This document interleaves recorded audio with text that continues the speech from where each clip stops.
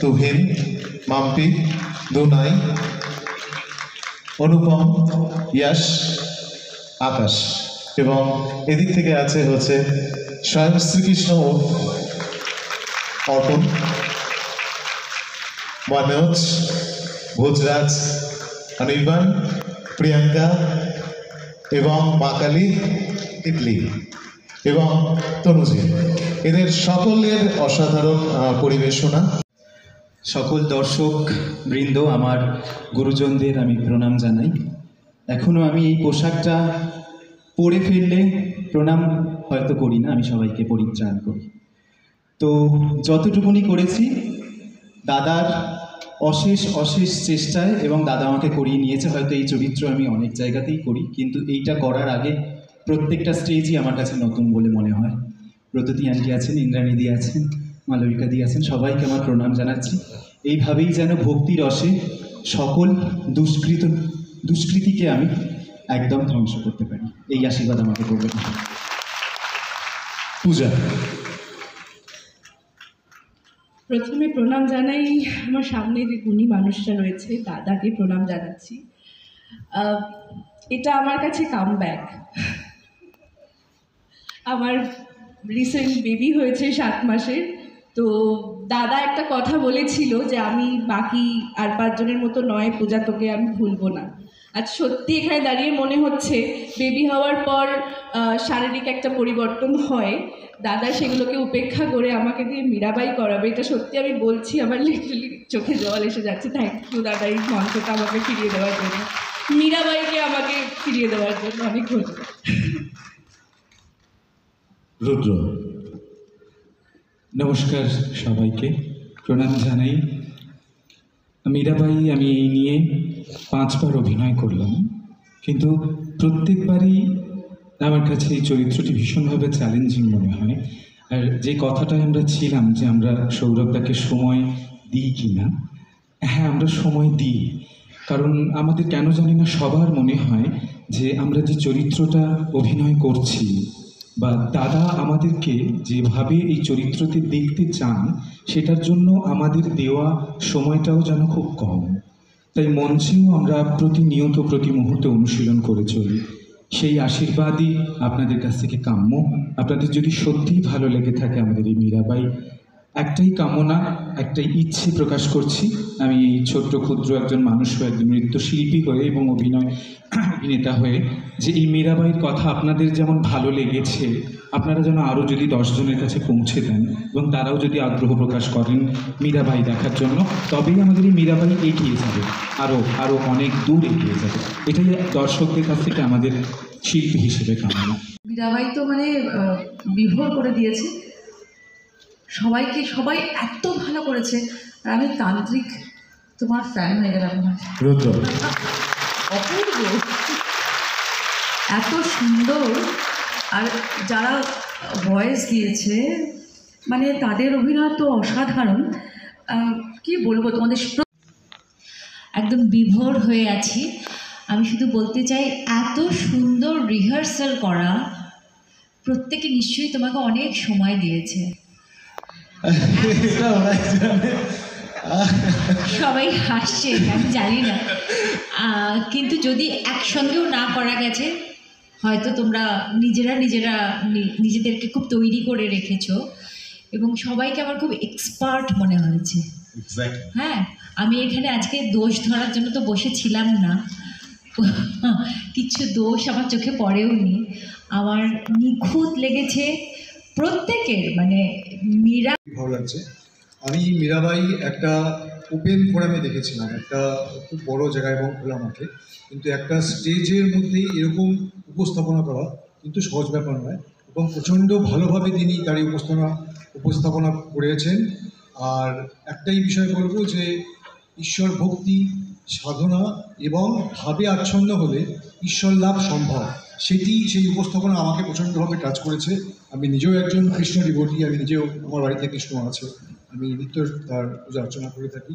তো আপনাদের সবাইকে অনেক অনেক ধন্যবাদ, এবং উপস্থাপনা যাতে আরও বারবার আসুক, এবং আপনাদের NCDC-কে আমার এবং নবতারার পক্ষ থেকে অনেক অনেক শুভেচ্ছা জানাই।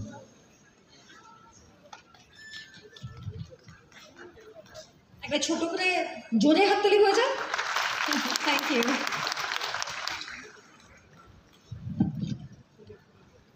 এই মুহূর্তে গৌরব ত্রিবেদীকে আমরা কিছুটা আমাদের পক্ষে যতটা সম্ভব তাকে সম্মান জানানোর চেষ্টা, একটা ছোট্ট করে সংবর্ধনা আমরা দেওয়ার চেষ্টা করছি, এই মুহূর্তটাকে উদযাপন করার চেষ্টা করছি।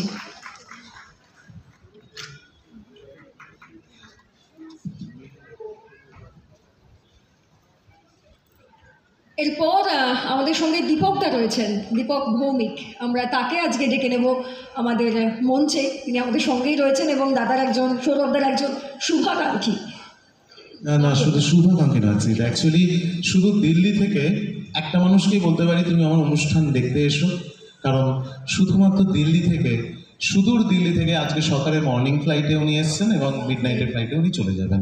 শুধুমাত্র কতটা ভালোবাসা থাকলে, কতটা স্নেহ থাকলে, কতটা আন্তরিকতা থাকলে একটা প্রতিষ্ঠানের প্রতি কতটা কি বলবো ভালোবাসা থাকলে এটা হয় যে শুধুমাত্র সৌরভ ডেকেছে আমাকে যেতে হবে, এটা আমি ওনার কাছে কৃতজ্ঞ। এবং আমি দীপকদার শো প্রচুর করেছি, প্রচুর বিভিন্ন জায়গায় করেছি, তো আমি আপ্লুত ওনার কাছ থেকে কিছু শুনতেও চাই। এবং তাকে যে আজকে আমরা আমাদের সঙ্গে পেয়েছি এটা আমাদের সৌভাগ্য। তুমি যদি তাকে যদি একটু সংবর্ধনা আমরা দিতে পারি, তবে তার আগে আমরা একটু কথা বলে নিই দীপকদার সঙ্গে। দীপকদা, আজকের অনুষ্ঠানে আপনি এসেছেন, এত দূর থেকে এসেছেন, কি মনে করে, মানে কেন মনে হলো যে সৌরভদার ডাকে একদম ঝপ করে চলে আসা যায়? শুধু সৌরভদার ডাকে নয়, সৌরভদার সঙ্গে দীর্ঘ আমার দিল্লি অনুষ্ঠান করতে গিয়েছিল আজ থেকে 15-16 বছর আগে আমাদের করড়বাগ পুজো কমিটিতে। তখন থেকে সৌরভের সাথে আমার পরিচয়, সেই থেকে সেখান থেকে আমরা দুজনে সমস্ত সবসময় কথা হয় এনসির মাধ্যমে। আর এছাড়াও আজকের অনুষ্ঠান ছাড়াও সৌরভের বিভিন্ন প্রোগ্রামে এসে থাকি। এছাড়া সৌরভের যে এই মীরাবাই আর চৈতন্য, এই দুটি অনুষ্ঠান আমি আমার বিভিন্ন জায়গায় করে থাকি। আর সৌরভকে আমি এতটাই ভালোবাসি যে যখনই ও বলে যে দীপকদা আমার একটা অনুষ্ঠান আছে তুমি আসবে, তখন আমি চেষ্টা করি দিল্লি থেকে যে কোনোভাবে আসার জন্য। কেন গর্ব হয়। তো আজকে আমরা সৌভিক, বিং আ স্টুডেন্ট এবং এখন তুই একটা প্রতিষ্ঠিত জায়গায় রয়েছিস, তোর আগামীতে আরও অনেক লড়াই নিশ্চয়ই রয়েছে। তুই আজকের মঞ্চে দাঁড়িয়ে কিছু বল। দিনের পর দিন রেসাল, দিন নেই রাত নেই, বকা খাওয়া, আজকে কিছু বল। ওই বকা খাওয়াটা কমন রেখে তুলে দিই, কারণ বকা দেওয়ার কথা আছেই আর কি, ওটা বাদ দিই। হ্যাঁ, ওটা বাদ দেওয়া যাক। প্রথমত খুব খারাপ, মানে ঠিকঠাক গুছিয়ে কথা বলতে পারি না স্যারের মতো, কিন্তু স্যারের কাছ থেকেই যেহেতু শেখা, নাচটা আজকে যতটা করেছি বা করতে পারি, অবশ্যই স্যার না থাকলে কোনো দিন হতো না। এবং এই যে ছোট ছোট বকা খাওয়া, ওনার যত রকমের শাসন, আজকে সত্যি উনি মানে স্যার সেই শাসনগুলো করেছিল বলে হয়তো আজকে ফ্লোরটা পেয়েছি আমরা যে পারফর্ম করার জন্য। অ্যান্ড নিজেকে অ্যাজ আ আর্টিস্ট হিসেবে অবশ্যই স্যারের নাম তো আমার, মানে যখনই আমার নাম নেওয়া হয় বা আমার গুরুর নাম আসে যে আমি কার স্টুডেন্ট, তো অবশ্যই স্যারের নামটা প্রথম আসে। তো আজকে আমাকে এই জায়গাটায় পৌঁছানোর জন্য স্যারের অবদান অনেক বেশি। অ্যাকচুয়ালি ও ভালো করে গুছিয়ে বলতে পারছে না, সেটা হচ্ছে ঠিক 2.5 বছর বয়স বা 3 বছর বয়স যেখান থেকে ওর জার্নি শুরু করেছিল, এবং বকা মারা কাটা পেটানো, মানে বোধহয় এখন বাচ্চারা কিছু নয়। আপনারা যারা আছেন পুরনো গার্জেনরা জানবেন যে, নতুনরা জানবেন যে পুরনোরা বলে স্যার কি ছিল আর নেই। তো আমি যেটা ছিলাম সেটা হচ্ছে সেটার প্রতিরূপ এরা, অর্থাৎ এদের মধ্যে আমি এখন বিরাজমান, কারণ আমি নিজে পারফর্ম করি না এখন আর।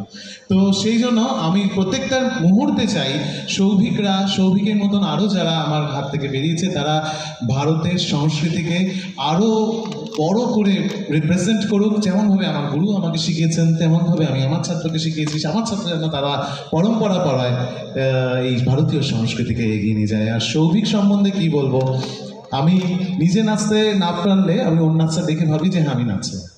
Thank you. আমি একটু সৌভিককে আমাদের সিনিয়র মেম্বারদের বলবো একটু বরণ করে নিতে। আজকের অনুষ্ঠান 28 বছরের একটা জার্নি।